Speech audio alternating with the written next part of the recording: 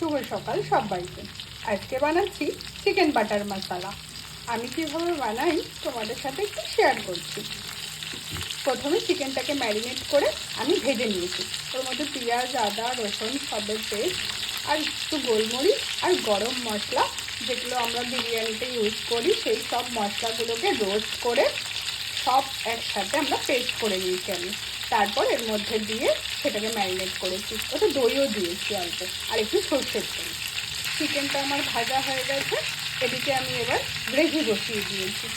এর মধ্যে আদা রসুনের পেস্ট আর বাটার দিয়েছি।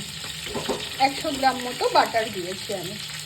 আর এর মধ্যে আদা রসুন পেঁয়াজ সবের পেস্ট দিয়ে, আর আমি যে মশলাটা বানিয়েছিলাম সেই মশলাটা অ্যাড করেছি।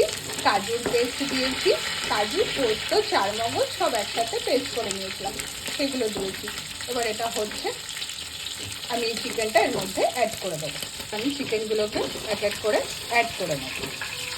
আমি চিকেনগুলোকে অ্যাড করে দিচ্ছি। এইবার আমি ভালো করে একটু মশলার সাথে এটাকে কষিয়ে নেব।